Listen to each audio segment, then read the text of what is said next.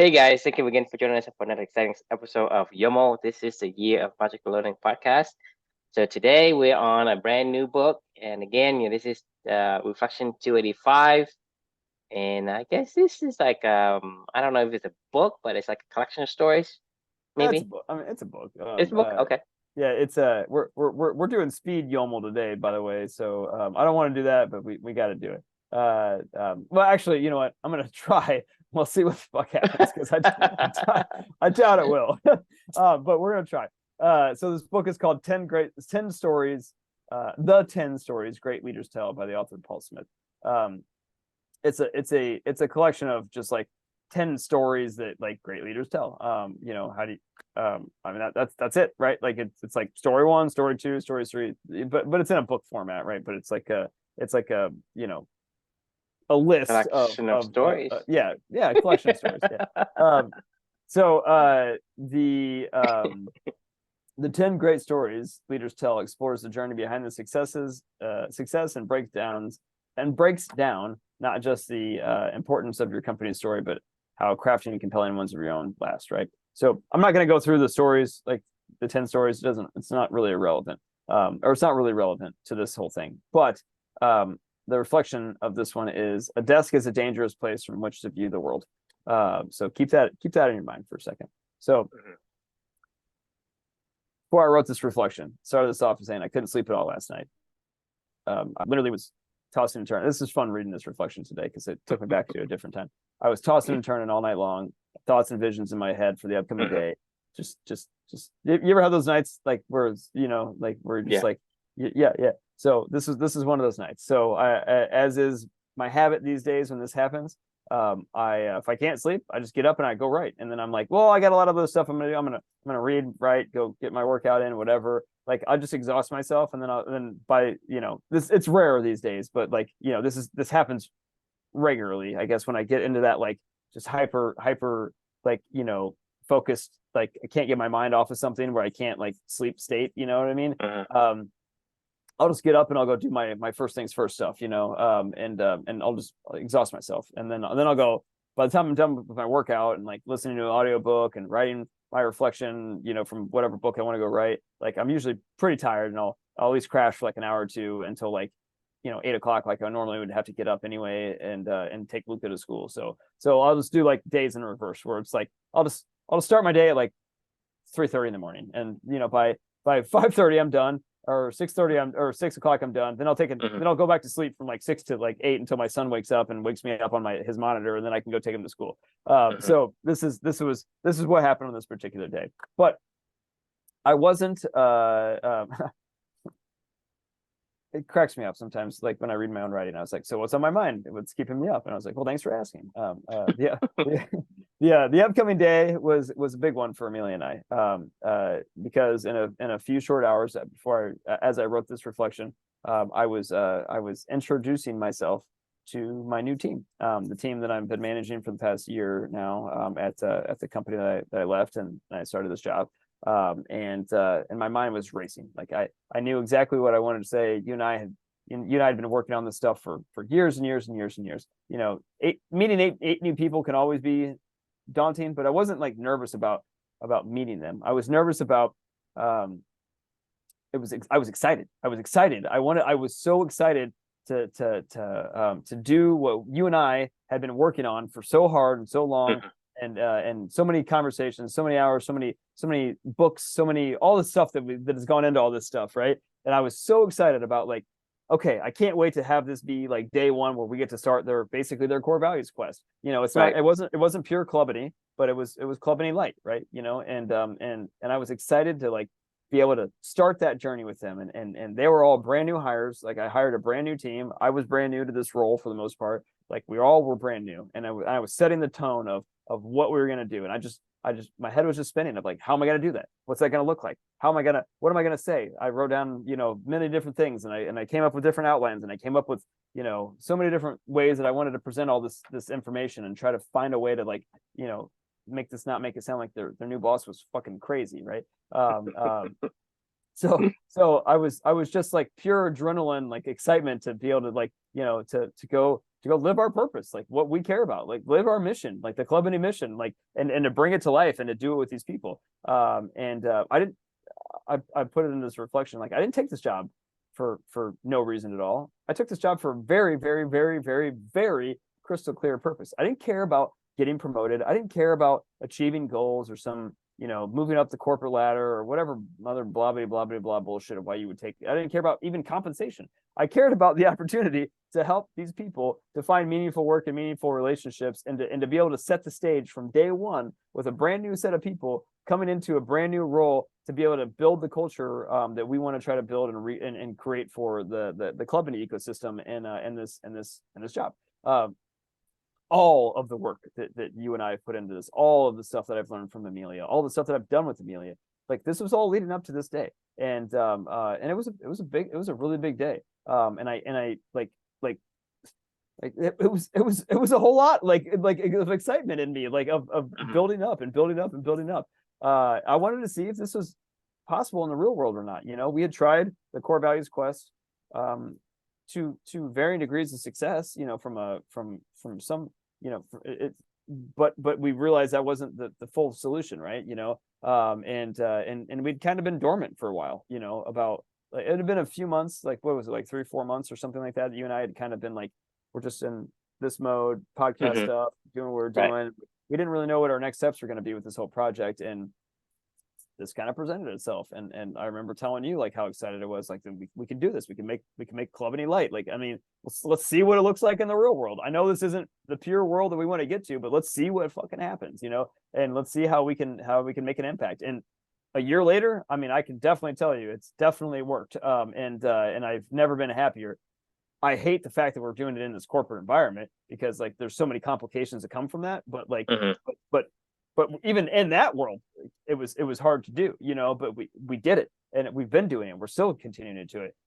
So that's the reflection. One of the things that I heard in this 10 great stories of great leader, the 10 stories great leaders tell. There's this quote somebody said, I think it was one of the stories, was a desk is a dangerous place from which to view the world. And as it was like the day before, that I finished this book, right before I was giving this presentation to them, and I'd planned it all out and I had it all drawn up in my head and I'd been visualizing it and like, all this stuff. Right. This quote just hit me like really hard. Like, you got to get in the world and mix it up, like, and we talked about this, about the mountains and valleys, right?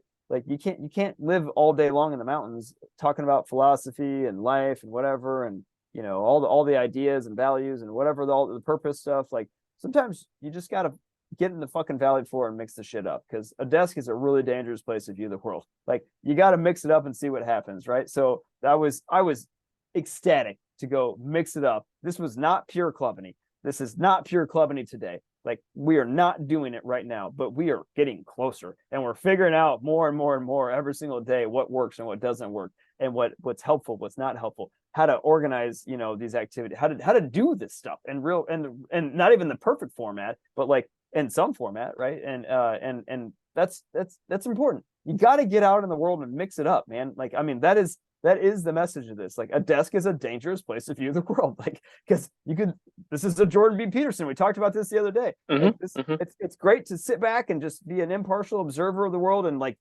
throw your critiques and your philosophies all over the place.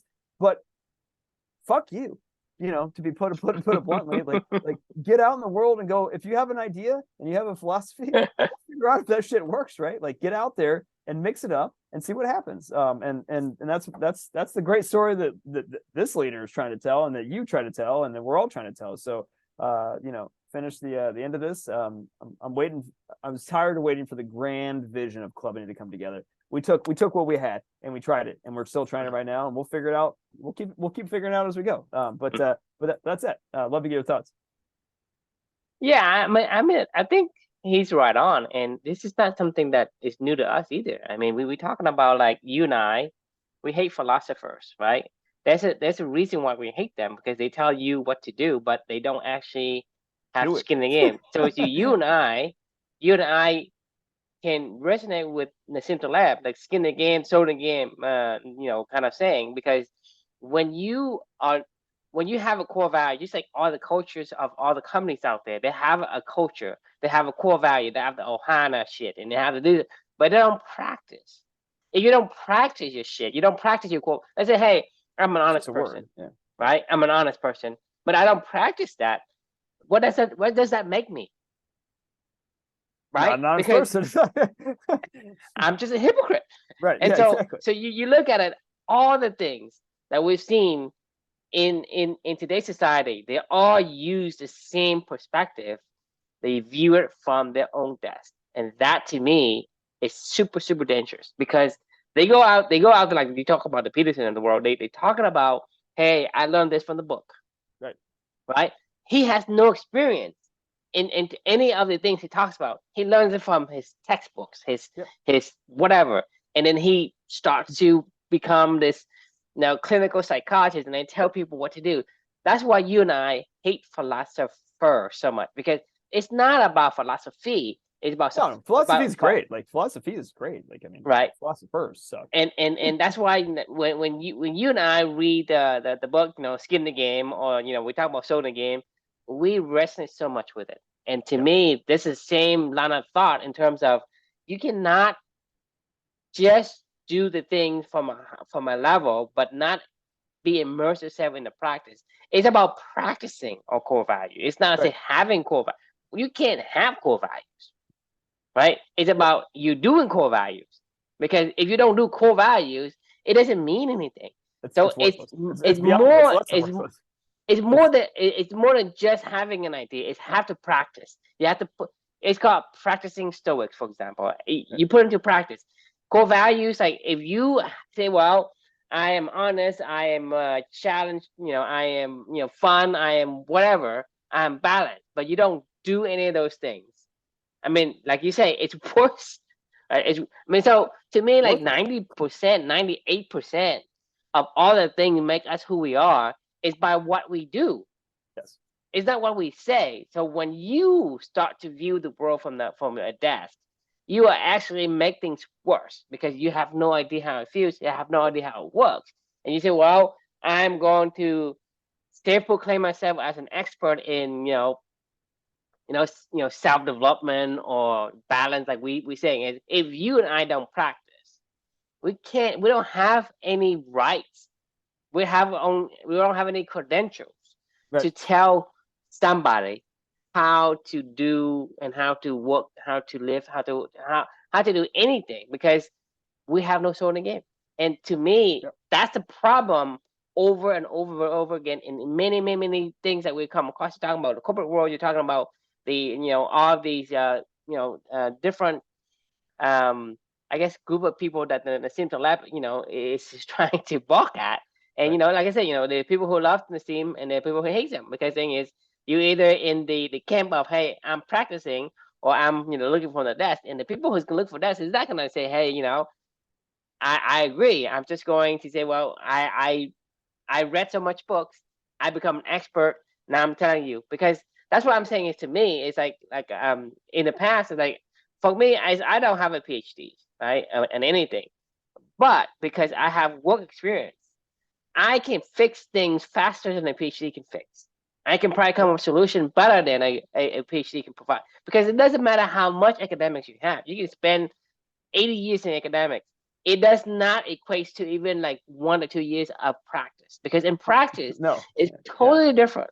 There's so many nuances. That's why to be a master of your craft, you have to practice it. You have to practice mean doing things that aligns with it. So that's what I'm saying is, for us, the takeaway from this reflection is, to me, is yes, you have to act on your core values. You can't just have and claim to have core values.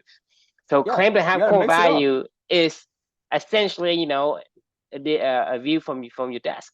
Yeah. I mean, it's exactly what it is. Like you got to get out in the world and mix the shit up, like and see what. So it's not about just like, hey, I'm going to the mountains and go back in the valley once in a while. No, you gotta go back and go to the valley and do. To me, most of the time should be spent in the valley. Well, so I'm going to challenge that comment just a tiny second, because I think most people live in the valley, almost everybody lives in the valley floor every single day. Very few people get out of the valley floor and go think. I think that they should make Right, because but thinking I'm saying very, very majority. I'm not saying deliberate practice of 100%, thinking. right? Because No, you have no, to. no, no. I know. I'm just saying, like, the hilarity of what you're talking about is 99% of our world is down in the valley floor every single day, and they never escape to the mountains. Like, I'm saying, escape to the mountains every day, and then come back to the valley floor. Escape to the mountains, come back to the valley floor every day. Like, you should do them both. Like, you shouldn't need to go to an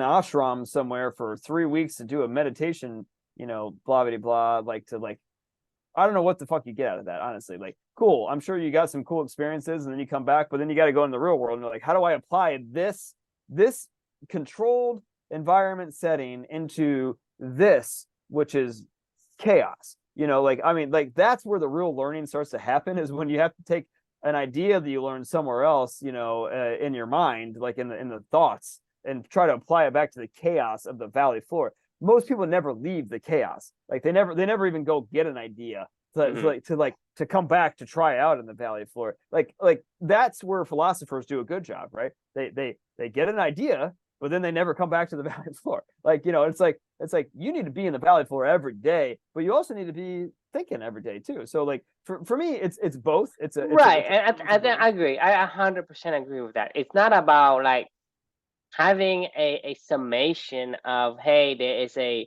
certain percent of time I'll be in the mountain and a certain time I'll be in the valley. It's about that yin and the yang, because the thing is, you have to talk to your elephant every day, and then, like, for example, like, it's about having gone to the mountain and down the valley every single day, but you spend 1 hour in the mountain, and then 11 hour, or 23 hours in the valley in practice. Right. But you have to do that every day, not just, hey, I spent 1 year in the mountain and then Right. in 99 years in the valley. Right. That doesn't work like that. And I agree with that assessment. I mean, completely, because that's how you practice, and because not only that you have to go to the mountain, right, and do the valley, but the other thing that comes into play is you have to communicate how does the mountain and valley interact. Right? Reminds me of the rider and elephant. You have to, in some interval, language. In some interval, be the rider and say, hey, I can take all these things in, and I can maybe formulate something new, and I'm gonna communicate to the elephant and ask elephant to go and do the thing, and but get out of my own way, so that the elephant can perform the work that you dream up with. That to me, that's a yin and the yang. You cannot separate the two, and you cannot continue to say, well, I'm going to spend a year in the mountain and I do all that, and then suddenly I come down and I leave. Because the thing is, there's always these cycles of adjustments you have to make for you to continue to be a master at your own craft. Because having the feedback is part of the system. It's part of the yin and the yang. So you can't just separate the yin and the yang from itself. Right. So to me, what you say, I 100% agree, and that I think is it's worth noting, and it's worth keeping be aware of what you do. So you can't really isolate yourself from one part of the other. To have to say, hey, it goes together, and it's basically the cycles of what you do on every day. But without having those two, you can't have one or the other. Because like, let's say you practice something, right? But you don't think about what you practice. You can practice the wrong thing, right? Mm-hmm. And then if you think about it and you don't practice, then what good does it do? It's pointless. I mean, this is what I just did for the past month with my month of tennis, right? Like I thought a lot about, like, how do you hit a good backhand slice? I thought a lot about it. I researched it. I watched videos. I spent time at my desk, like watching Roger Federer hit backhand slices. He's like the master of backhand slices, right? I watch coaches give YouTube videos. I obviously I've know how to hit a backhand slice my whole life, but like I was like, but I really need to understand how. But the elephant doesn't know. But my elephant doesn't know, right? So actually, it's like I talk about valley floor stuff for the first, like, 15 days of that challenge, I hit a different backhand slice because I thought that was what I was supposed to do, because I'm listening to interpretations of other people and I'm like, this is what I'm supposed to do.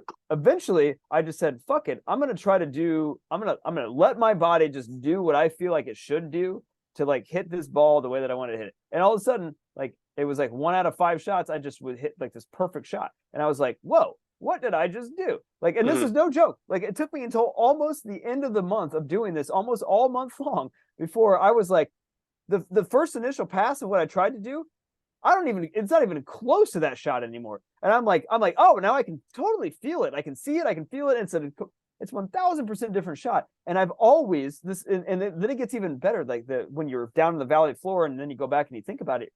I was thinking about this the other day, and because I wrote every single morning about 366 days of tennis, because that was what I was doing. I used my little daily reflection time for that, and I was writing about the stuff, and I was like, you know what? I've always struggled with my backhand volleys. Always, always, always. I have no backhand volleys. I use a two-handed backhand volley, which nobody hits a two-handed backhand volley, and I really take a full cut at it, which I know you're not supposed to do. I've always known this, but I've gotten away with it for many, many years because I don't really play I'm a baseliner. Like, I mean, I don't really play a volley game when I'm playing singles.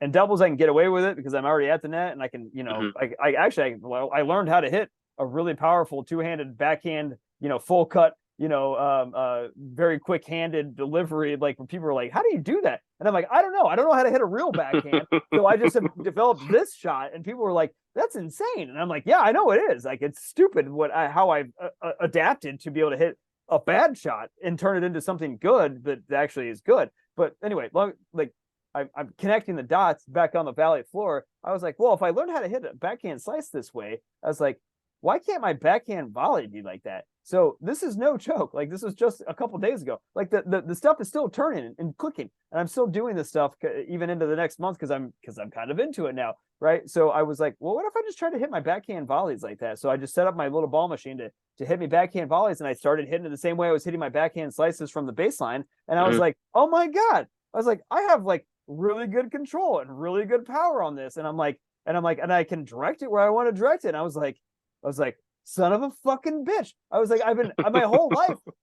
Everybody always said, you just got to push the ball, just go forward, go forward, go forward. And I'm like, how do you go forward when my hand is kind of like this? I'm like, when I go forward, it's like the racket is tilted this way a little bit, and I would always pop the ball up. So that's why I started hitting two hands, because I would come over the top to get it to come back down, right?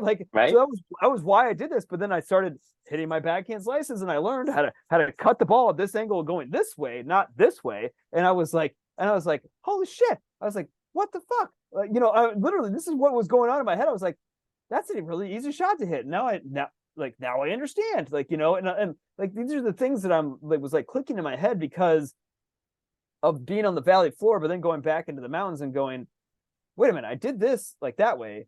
And what if I wrote about this? What if I did this? Like, and I was thinking in my own head, and I was like, let's go try that out today. That's what I did. Like, and that's what worked, like this is the point, right? You could spend all day long watching YouTube videos and all day long listening to coaches and all day long, whatever.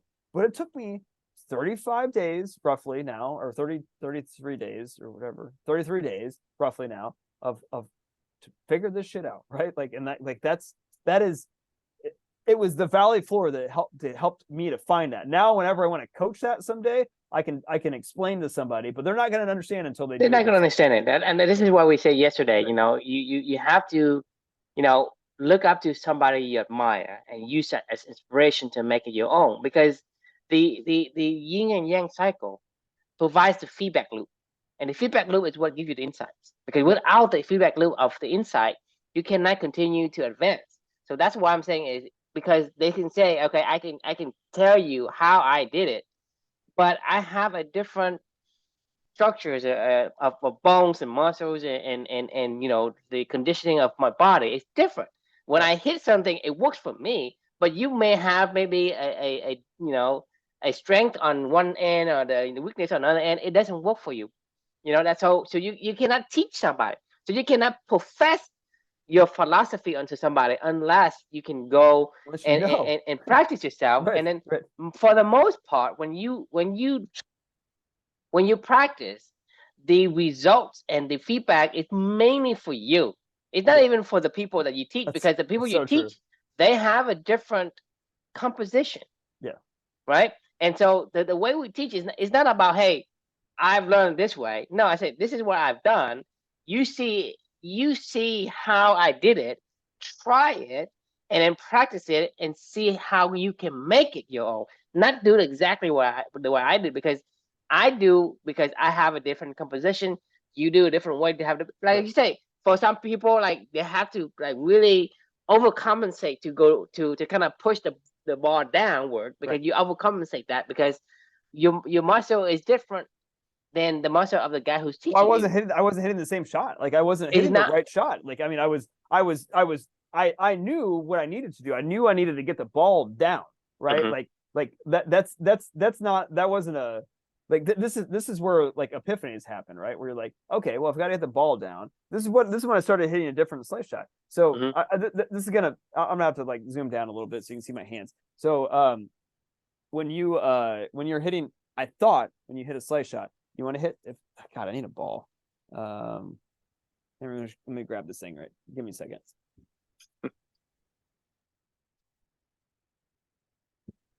This isn't a ball, but it's a pumpkin. All right. So when you want to hit, let's just pretend this is a tennis ball. Like when you want to slice, you want to hit the back of the ball back here, right? Like you want to Mhm. hit down here, so the ball so it goes like that, right? Like because Right. Right. you want to chop it so it goes this way. Right.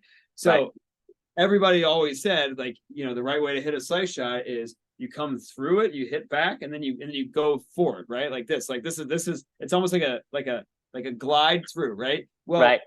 that's what the traditional slice shot is. And I tried that a million times, and all it did, the ball would float. I could get it in. Like that's what I did for the first like half of the month. I could get it in. It would float a little bit up like this, and then Mhm. it would cut and blah blah blah. Well, I was like, fuck that. Like, what if I just came across the top like this and went that way, right? Like, and Mhm. kind of right, like at the back end of it over here. Mhm.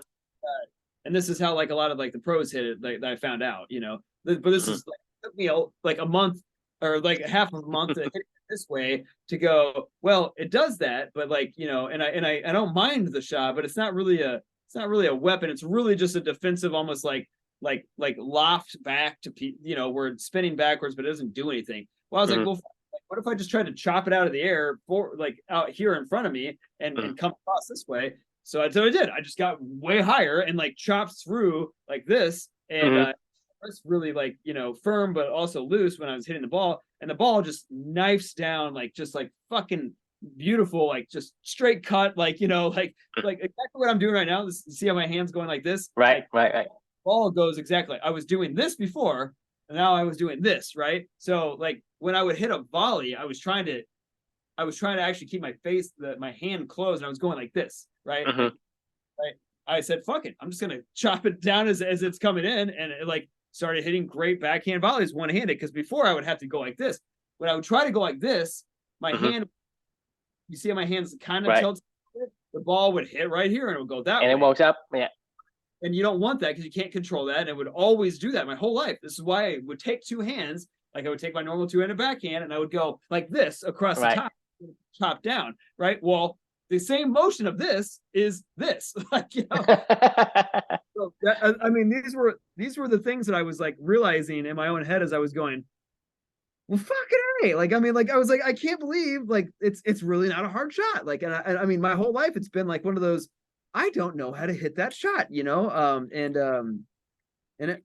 it was a big aha moment for me, like I mean I know this sounds dumb, but it's like a big aha moment, like, and I never would have learned this if I Because the was thing is, you cannot learn. You cannot learn from anyone else, because you have a set of strengths and weaknesses. Whether your right, forehand is better or backhand is better, or certain going downward motion, you have a stronger muscle group that actually does a strong hand right, downward, and you use your strength for it. And no one can teach you that, because they don't have the same composition as you do, so you will never get the insight. That's why right. practicing is the only way to improve on whatever you have. That's correct. And even like that's why we don't want to be the philosopher. We can say, Right. hey, I practice philosophy, but I'm not a philosopher. I'm not telling you to do anything. Right. And Exactly. and to me, that's the key in living your core values. Is your core values will give you feedback on the things that you do, whether or not it aligns or doesn't align. Because if you say, hey, I think grits is good. I like grit. Everybody likes grit. I think Of course. having a hustling personality is good. Blah blah blah. Right? And it sounds good, but Right. when you practice it, it's like it's awful because you don't You have no energy. Your will, your like body you're is just, not aligned with it, yeah, right? right. You're depleted. It sucks. Yeah, it sucks. It sucks. That sucks because you think about it. Hey, a person like me say, hey, maybe I should be a little bit more charming and a little more suave and have a this personality of having very etiquette, right?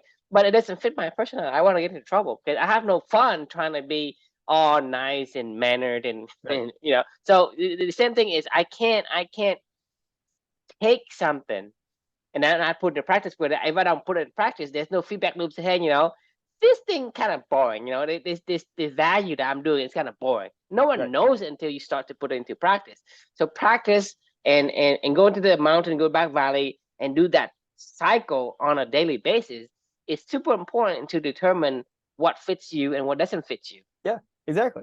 I mean, like there's no other way to do it. There is no other way to do it. Exactly. Like My, my, there is my, no other way to do this. Like, I mean, like once again, a desk is a dangerous place to view the world. It is really dangerous. Like Jordan Peterson has no idea what it's like to be a transgender person. I don't care what your thoughts are on it. Like, I don't know what it's like to be a transgender person. And I'm Right. not That's saying you can't. why. That's Like, why the thing that he has, been experienced right. personally, it Which makes is more sense, right? And it has more. People can connect with that. But right. everybody else is like, hey, you just You're just talking about commentating. things you learn in some books, Right. right? It's not the same thing. You say, well, you don't you can choose to be or not to be transgender. Like, well, the thing is, how do you know? Well, I mean, Yeah. you can't cope with your own monsters. Why do you think they can? I mean, you're talking at like, hey, people who are addicted to something. Maybe they are gambling addict or they drug addicts or whatever addiction they have, right? It's not that they're a bad person and they want to become that, right? They just can't help themselves because I mean, like I told you, there's some people that is It's just in pussy this that way. depth Yeah. of pain, right? They can't get out of it. Right. You have to have somebody external to pull them out. Because if you and I are in a trance, or maybe you and I become hypnotized, right? We can't get out of our hypnosis. You just can't. Somebody has to physically It's happened tonight. break that Like hypnosis. it happened tonight. I was telling you about this. The reason why we're on so late tonight is because I was playing pickleball and I was in a trance and I didn't even realize what time it was. And the only reason the trance was broken is because it started to get a little dark outside. Right? And I was like, Externality, right? and like this light bulb clicked on in my head of going, it's getting dark out. It's it's time for it's got to be it's got to be time for True and I to talk. And I was like, oh God, what time is it? And and I mean, that was, you're I mean, right. that's a break in the trance. That's a break Right. in the trance because if the environment never changes, I guarantee you would never think about, hey, I have this to do, I have that to do. You No. will never do that because that's what I'm saying is Yeah. it has to be an externality to break the trance. So when people are in an addiction, when people are in a certain thing, they are in some sort of trance. You can't just start to shame them and say, hey, you can choose. No, they can't. They don't choose to be an addict. They don't choose to be, whatever. Right. Regardless of how it happens, right?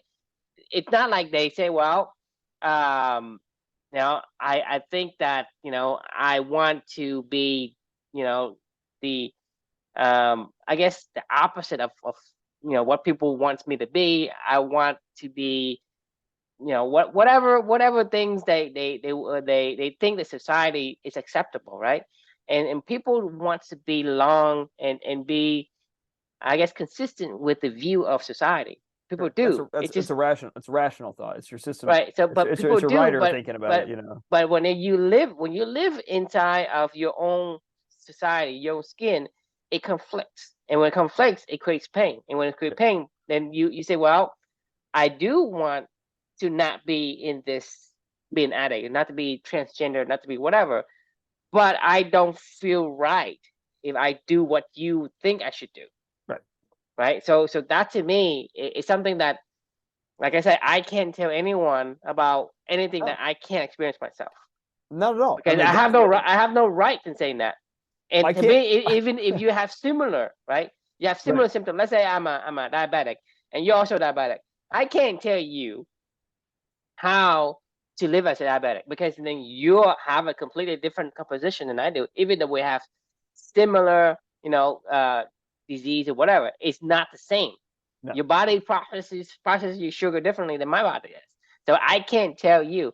You have to say, okay, this is one of the solutions that I've tried and it works for me.